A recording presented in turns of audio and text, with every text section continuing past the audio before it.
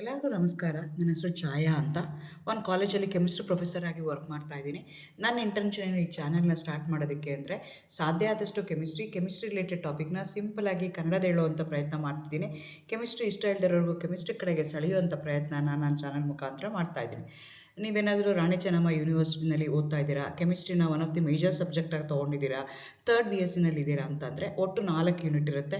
Unit 4ಅಲ್ಲಿ ನಿಮಗೆ ಏನಾಗಿದೆ ಅಂದರೆ ಆಲ್ಕೋಹಾಲ್ಸು ಮತ್ತು ಫಿನಾಲ್ಸು ಬರುತ್ತೆ.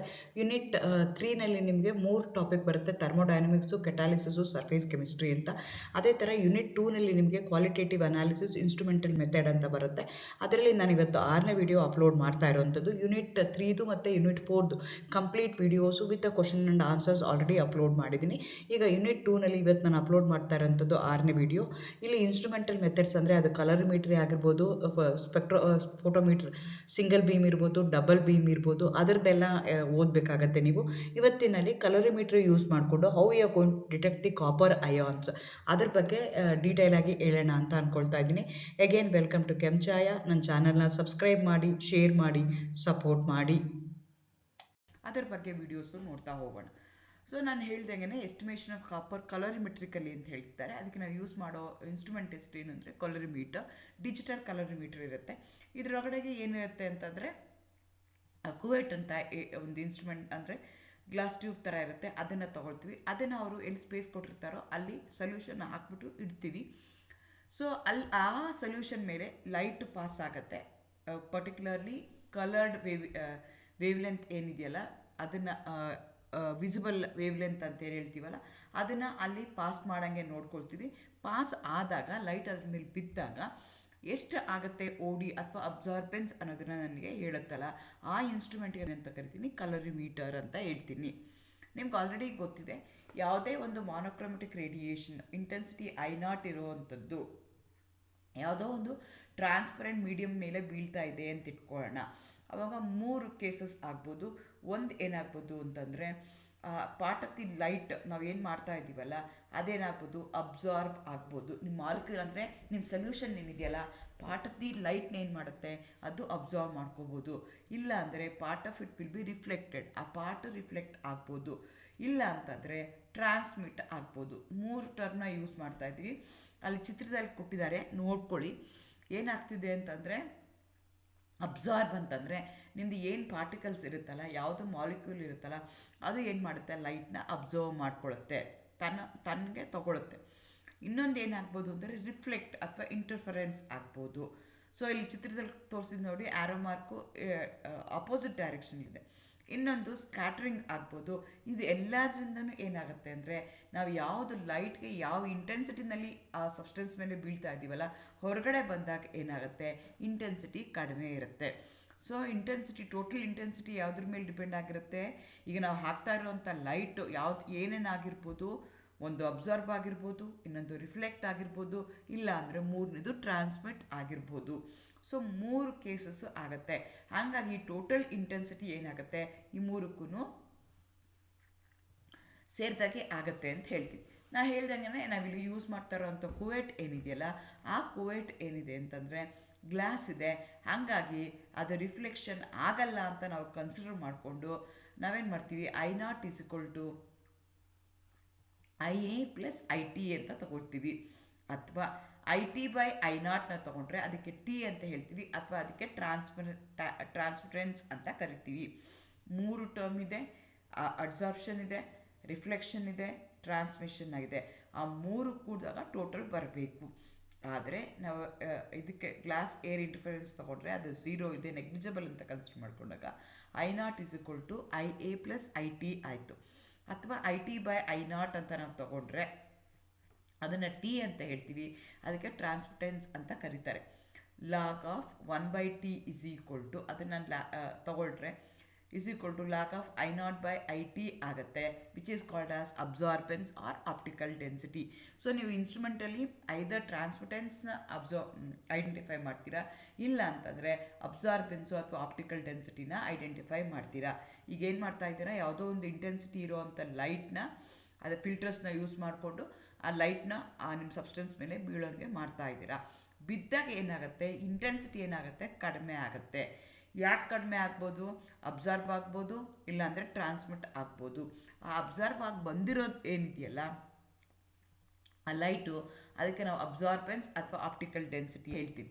So using this instrument I am going to find out optical density, and that optical density ಮೇಲೆ, ಅಬ್ಸಾರ್ಬೆನ್ಸ್ ಮೇಲೆ I am going to plot that against concentration, and I am going to find out the concentration of the unknown solution. ನಿಮ್ಗೆ ಇದು ನೆನ್ಪಿಟ್ಕೋಬೇಕು. ಈಗ ಇದು principle ಏನು ಅಂದರೆ the relationship of the absorbance and a concentration and the path length is given by B Lambert's law. Already ನಾನು ಒಂದು ವಿಡಿಯೋದಲ್ಲಿ ಬಿ ಲ್ಯಾಂಬರ್ಟ್ಸ್ ಲಾ ಅಂದರೆ ಏನು ಅಂತ ಹೇಳಿದ್ದೀನಿ. ಬೀರ್ ಬೇರೆ ಇದೆ, ಲ್ಯಾಂಬರ್ಟ್ ಬೇರೆ ಲಾ ಇದೆ. ಆ ಎರಡೂ ಸೇರಿಸಿದಾಗ ಅಬ್ಸಾರ್ಬೆನ್ಸ್ ಆಗುತ್ತೆ. ನಾನು ಮುಂಚೆನೇ ಹೇಳ್ದಂಗೆ log of I0/IT is equal to epsilon CL ಅಂತ ಹೇಳ್ತೀವಿ. ಆ ಎಪ್ಸಲಾನ್ ಏನಿದೆಯಲ್ಲ ಅದು ಮೋಲಾರ್ ಎಕ್ಸ್ಟೆನ್ಷನ್ ಕೋಎಫಿಷಿಯಂಟ್ ಅಂತ ಕರಿತೀವಿ. ಎಲ್ಗೆ ನಾವು ಲೆಂತ್ ಆಫ್ ದಿ ಪಾತ್ ಅಂತ ಕನ್ಸಿಡರ್ ಮಾಡ್ತೀವಿ. ಆ್ಯಂಡ್ ಎಪ್ಸಲಾನ್ ಈಸ್ ಕಾನ್ಸ್ಟೆಂಟ್ ಅಂತ ಹೇಳ್ತೀವಿ for the given path length. If L is the path length is kept constant, A is directly proportional to C. ನಿಮ್ಗೆ ಏನಾಗಿದೆ? Absorbance is equal according to Beer Lambert's law, absorbance is equal to epsilon CL ಇದೆ. So ಏನಾಗ್ತದೆ? Epsilon constant ಇದೆ, ಮತ್ತು ಎಲ್ಲ ನಾನು ಯಾವ್ಯಾವುದಕ್ಕೆ instrument use ಮಾಡ್ತಿಲ್ಲ ಸೇಮ್ ಕುವೆಟ್ನ ಯೂಸ್ ಮಾಡ್ತೀನಿ. ಪಾತ್ ಲೆಂತ್ ಸೇಮ್ ಆಗುತ್ತೆ. ಹಂಗಾಗಿ ಏನಾಗುತ್ತೆ? E is directly proportional to C. C is nothing but concentration.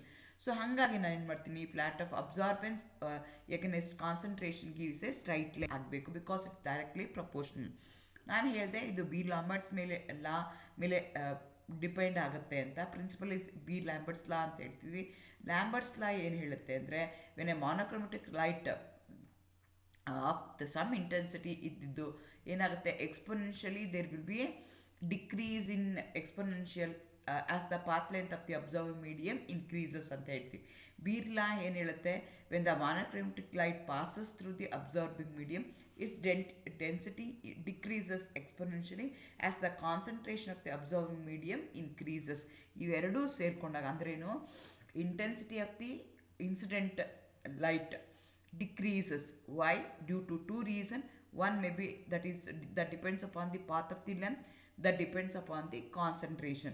Now path of the length constant ಇಟ್ಬಿಟ್ರೆ I0 is directly proportional to concentration ಆಗುತ್ತೆ. ಆ ಪ್ರಿನ್ಸಿಪಲ್ ಮೇಲೆ ನಾವೇನು ಮಾಡ್ತಾ ಇದ್ದೀವಿ ಅಂತಂದರೆ we are doing this particular experiment. ಈಗೇನಾಯಿತು?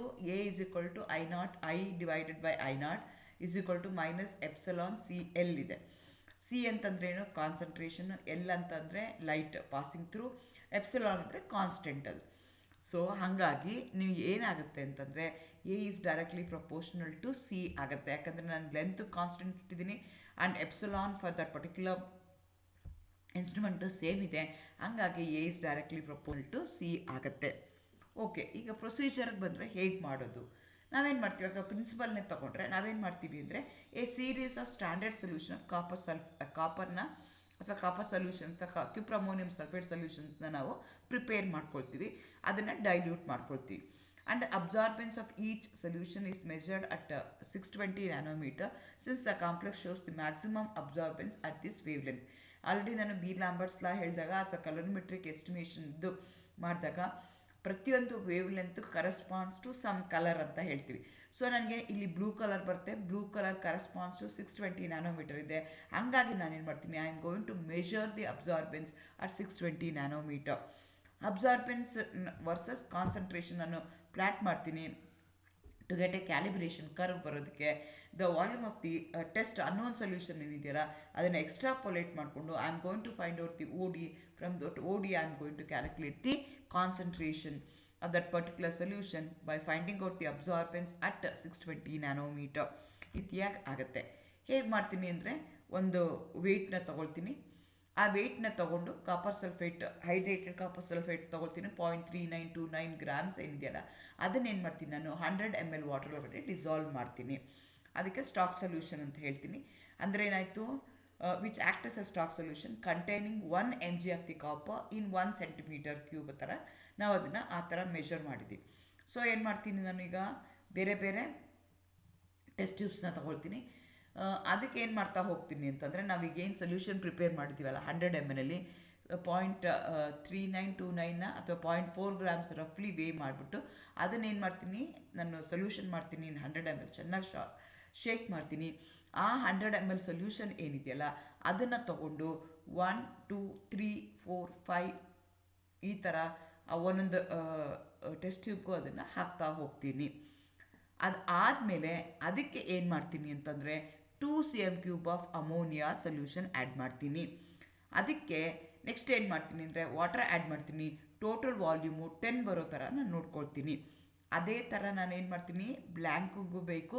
ಬ್ಲ್ಯಾಂಕಿಗೆ ಏನು ಮಾಡ್ತೀನಿ, ಸ್ಟಾಕ್ ಸೊಲ್ಯೂಷನ್ ಆ್ಯಡ್ ಮಾಡಲ್ಲ, ಬಟ್ ಬೇರೆ ರಿಯೇಜೆಂಟ್ಸ್ ಎಲ್ಲ ಆ್ಯಡ್ ಮಾಡ್ತೀನಿ. ಎಗೇನ್ ನಿಮ್ಗೆ ಯಾವಾಗ ಕಲರಿಮೆಟ್ರಿಕ್ ಮಾಡಿದಾಗ 3 ಸೊಲ್ಯೂಷನ್ ಬೇಕಾಗುತ್ತೆ.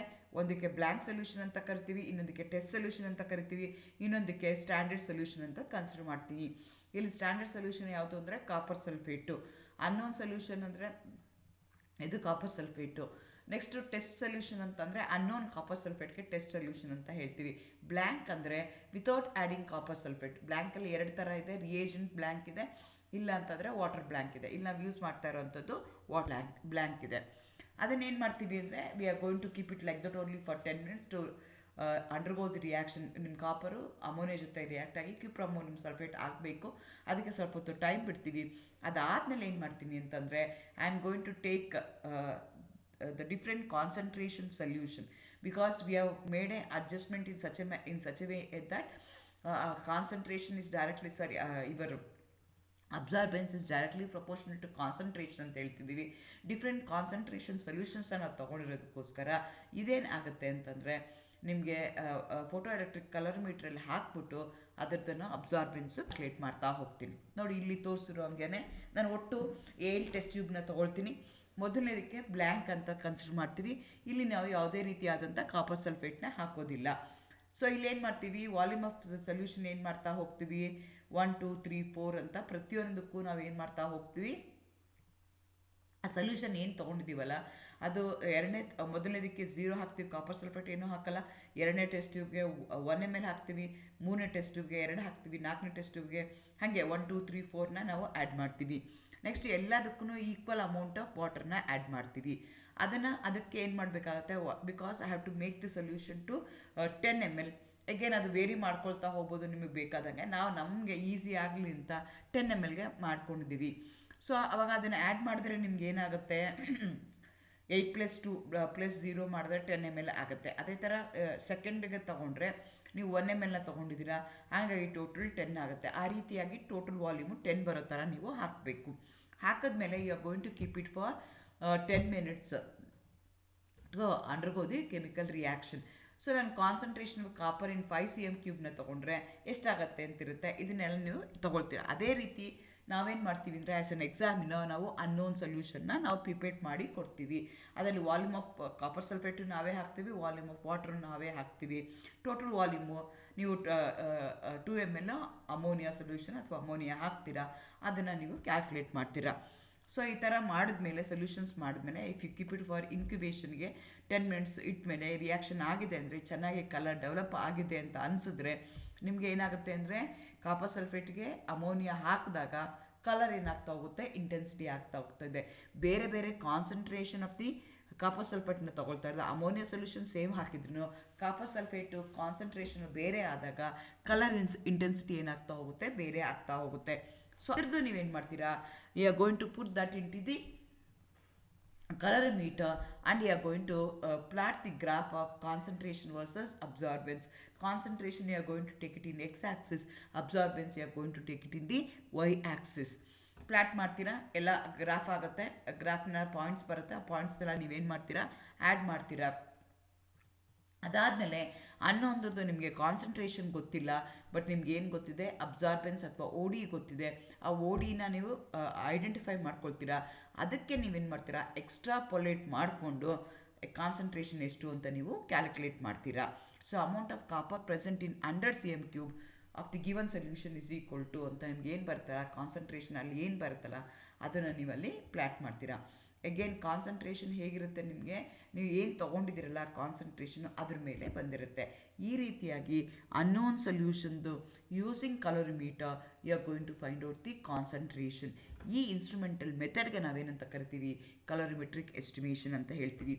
ಕಲೋರಿಮೆಟ್ರಿಕ್ estimation depends upon the Beer Lambert's law ಏನು ಹೇಳುತ್ತೆ, the intensity of the light that is falling on the transparent solution will there will be decrease in concentration.